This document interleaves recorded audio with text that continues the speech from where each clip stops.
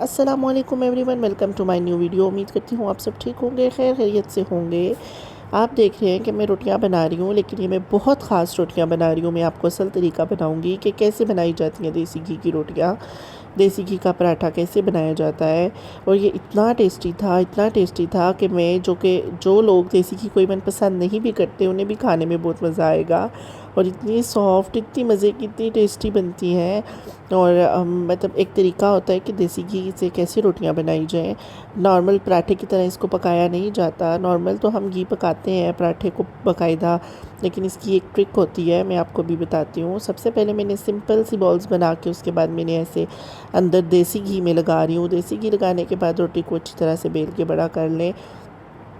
चाहे आप देसी आटा इस्तेमाल करें, चाहे आप नॉर्मल आटा इस्तेमाल करें, इट्स अप टू यू, कोई इतना इशू नहीं है। यहाँ पे मैं देख रही, मेरे लाइटर में से गैस ख़त्म होगी। मैंने कहा उसे चलो जी भरती हूँ। ऐसे लग रहा है जैसे मैं किसी गाड़ी में गैस पेट्रोल डाल रही हूँ। खैर, फिर तवे को नॉर्मल सा पैन को गर्म करें, बहुत ज़्यादा गर्म भी ना करें क्योंकि फिर एकदम से रोटी जल जाती है। यहाँ पे मैंने साथ चिकन की कुछ बोटियाँ फ्राई करनी थी, मैंने वो भी ऑयल रख लिया। वही मैंने फिर बहुत ज़्यादा जब लोबिया को गाढ़ा किया था, मैंने कहा चलो उसके साथ मैं चिकन एक 2 पीसेस फ्राई कर लेती हूँ, खा लेंगे। अच्छा, रोटियाँ आपने नॉर्मल पकानी है, घी इसके अंदर लगा हुआ है। एंड पे ये ट्रिक है कि आपने ना ऊपर इसके घी लगा देना है। बस ये देसी घी मैंने लगाया, इसको फिर अच्छी तरह से बंद करके आप रख लें। चाहे आप हॉट पॉट में रखते हैं या आप नॉर्मल डिश आउट करते हैं, जैसे आपने रखना है। मैंने तो थोड़ी देर बाद हमने खाना खाना था, मतलब 10-15 मिनट के बाद मैं इसे साथ साथ हॉट पॉट में रख ली थी। और बहुत नरम हो गई थी, देसी घी उसके अंदर चला गया था, कोई स्मेल नहीं आ रही थी। ये असल तरीका होता है देसी घी की रोटी बनाने का। इसी तरह मैंने दूसरी रोटी भी तैयार कर ली। मैंने कहा चलिए 2 रोटियां बना लेती हूँ, कभी खाते खाते 2-3 लोग हों तो चलो खा लेते हैं। फिर साथ में चिकन भी मैं फ्राई करी थी, खैर वो तो पहले से मैरिनेटेड था, वो तो मैंने आपको बताया हुआ है। फिर असल इस टाइम मैं देसी घी की रोटी बनानी आपको बता रही हूँ, और ये आप लाजमी ऐसे ट्राई कीजिएगा। मुझे बताइएगा कैसी बनती है। मुझे पहले नहीं ये तरीका पता था। मैं ये क्या करती थी, मैं समझती थी नॉर्मल पराठे की तरह इसको भी पकाना होगा, बट इसे पकाना नहीं होता। अभी भी आपने देखा है कि मैंने घी उसके अंदर शामिल करके उसे फोल्ड करके और दोबारा हॉट पॉट में रख दिया है।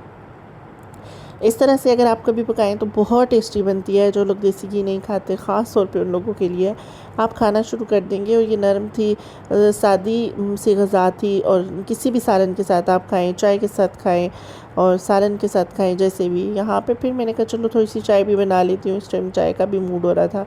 फिर मैंने अच्छी सी चाय स्ट्रॉन्ग सी बनाई, सही तेज़ सी पत्ती डाल के और दूध और ये चीज़ें, बहुत मज़े की चाय बनाई थी। साथ में फिर आपको पता ही है, ज़िंदगी में हमारे पहली तरीन चीज़ जो है बर्तन। और मैं तो लाजमी मैं कहती हूँ कि बर्तन तो साथ साथ धोने हैं। और मैं लाजमी आपको बता देती हूँ कि देखिए, इन्हें मत भूलिएगा, कभी ये ना समझिएगा कि खाना बनाते हुए बड़ा सुख होता है। सुख नहीं होता, पीछे से बर्तन जमा हो रहे होते हैं, हो रहे होते हैं, हो रहे होते हैं। तो वो फिर खैर जल्दी धुल जाते हैं, अगर थोड़े थोड़े हो तो फ़ौरन से धुल जाते हैं, कोई इतना इशू होता भी नहीं है। मैंने लाल लोबिया बनाया हुआ था, तो वो मैंने फिर क्या किया, अच्छा सा घना कर, चाय वगैरह भी मेरी रेडी हो गई सारा। ये खैर सुबह का नाश्ता, मैं आपको फिर बताती हूँ। रात गुजर गई, हमने बहुत अच्छा सा खाना खा लिया था।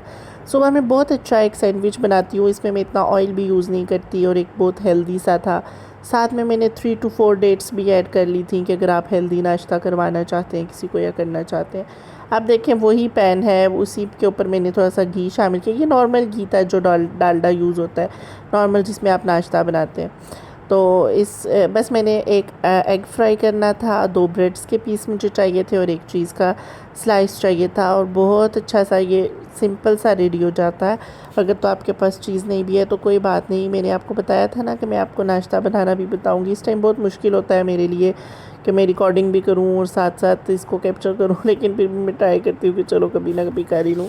यहाँ मैंने माइनर से ऑयल में अपना एग फ्राई करके उसमें स्लाइस ऐड करके ऊपर उसको ब्रेड के अंदर कवर करके रख दिया था। साथ में मैंने कहा मैं थोड़ा सा जूस बना लेती हूँ। रात को शायद ये जग धो के ऐसे ही वहाँ पे साइड पे पड़ा था, इसके ऊपर वाटर स्पॉट्स थे पानी के, इसके ऊपर ना ऐसे निशान पड़े हुए थे। लेकिन आप ये मत समझिएगा कि ये गंदा है और ऐसा वैसा, ऐसा कुछ भी नहीं था। शेल्फ़ पे भी चीज़ें बिखरी पड़ी थी क्योंकि अभी किचन को क्लीन करना था, और बस रात में इसी कंडीशन में शायद ये शेल्फ़ रह गई थी। बाकी तो मैंने क्लीन कर दिया था। बस पता नहीं चलता, कभी घर के बाकी चीज़ों में लगे हुए होते हैं। ज़ाहिर है किसी के हेल्थ इश्यूज़ चल रहे होते हैं, कोई क्या चीज़ चल रही होती है, क्या चीज़ चल रही होती है, तो वो उस सिलसिला में कहीं ना कहीं कभी ना कभी थोड़ी सी क्लीनिनेस रह जाती है। बट फिर भी मैं ट्राई करूँगी कि मैं हर चीज़ को टाइम के साथ मैनेज करूँ। यहाँ पे एक्स्ट्रा चीज़ें भी पड़ी हुई हैं, लेकिन खैर है। मैंने फ़ौरन से बना लिया, मिल्क शेक बना लिया और इतना थिक नहीं था, ये बिल्कुल लाइट सा था कि बहुत थिक सुबह नहीं पिया जाता है किसी से। वैसे तो डेट्स को आप बीच में ब्लेंड भी कर सकते हैं, पर ये ड्राई वाली डेट्स थी तो ये सही से ब्लेंड नहीं होती।